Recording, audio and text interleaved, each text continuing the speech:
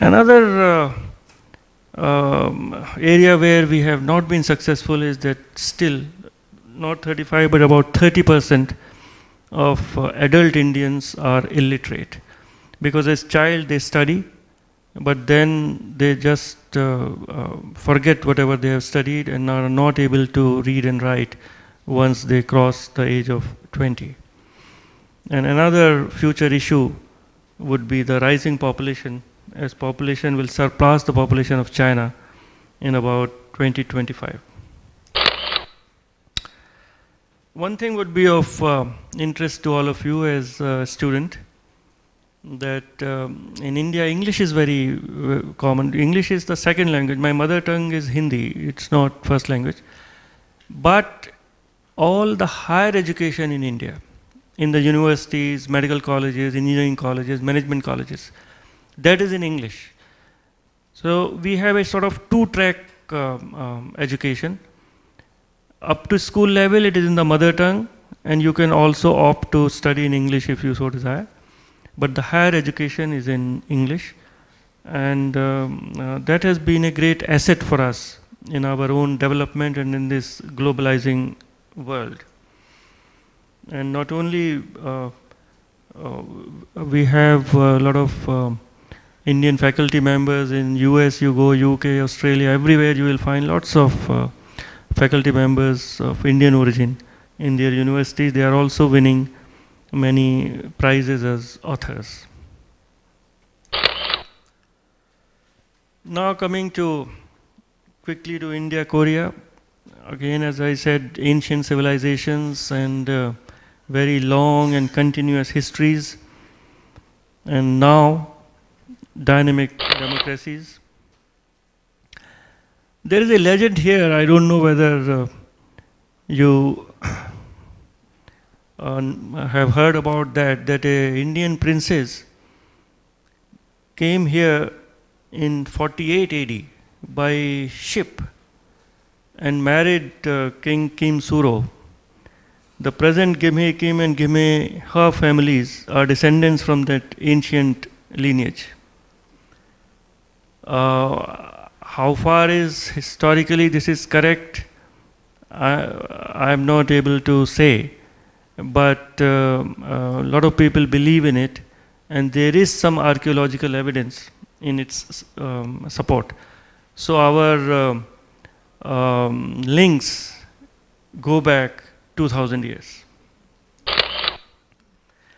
After that you jump about 300-400 years and there was advent of Buddhism here, but Buddhism came here from China, not directly from India.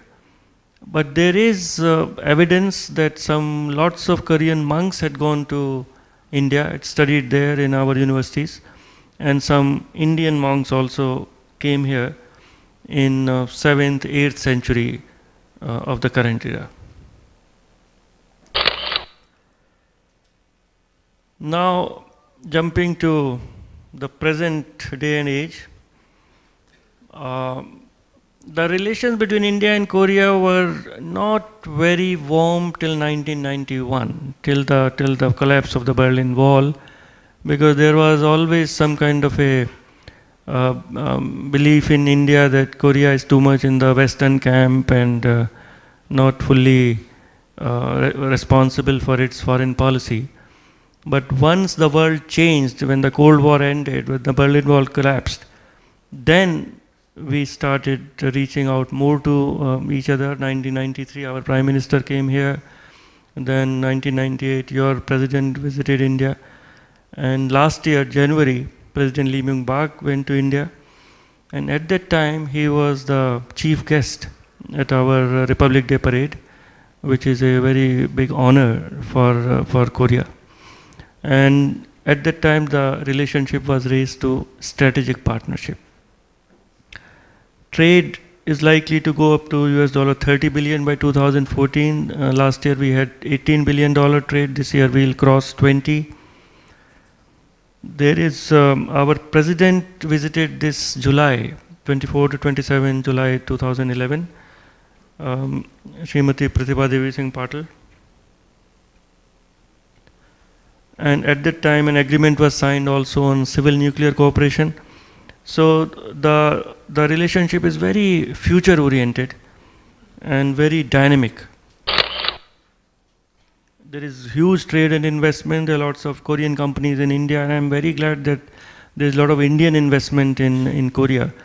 An Indian company, Mahindra's, has taken over your SsangYong Motor Company with about $500 million investment, and they are doing quite well. Another area where India and Korea are working together and is for regional stability, regional prosperity. And we have give very high value to this association. That is, of course, group of 20. Last year was the summit in Seoul. Our Prime Minister, Dr. Manmohan Singh, is here. You can't miss him because he is the only person in a turban.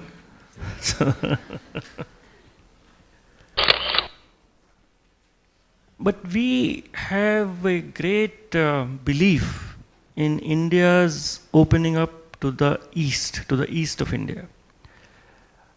And we are partners in East Asia Summit, that is ASEAN, 10 members, and ASEAN plus 6. That is Republic of Korea, Japan, China, India, Australia, and New Zealand. And this is where we see that the economic future of India lies. A lot of people ask me in seminars like this, they ask that India is in South Asia, then what is it trying to do in East Asia?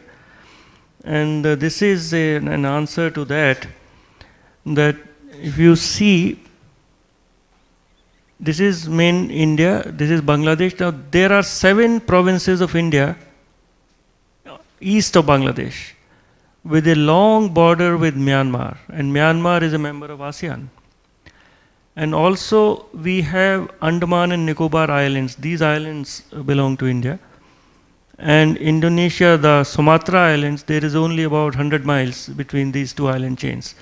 So we are very close to ASEAN and East Asia. On the map it may not look so, but we are very close, and we want to become economically closer. And it is not something which is starting now. Historically, India has been very close to Southeast Asia. Till if you have been in Cambodia, the Angkor Wat temples, they are totally based on Indian philosophy and Indian religions. If you look at the scripts of Cambodia and Thailand, they are very close to the script of the South Indian scripts of Tamil and Telugu. If you travel around Southeast Asia, you will find a huge influence of Indian culture. Whether it is Bali is a totally is an island totally steeped in Indian culture and religion. If you go to Thailand, the legend of Ramayana is very, very common, and they play a dance drama which is called Ramayana. There are temples in Malaysia, and Malaysia was totally Hindu before Islam came there. There are temples in Myanmar, so there is a lot of historical connection between India and Southeast Asia. We are trying to increase our people-to-people contacts with Korea. We have opened a cultural center in Seoul. You are welcome to come and learn some yoga or classical dance and try your hand with some Indian cuisine. And Korea will also be opening a cultural center later this year in New Delhi.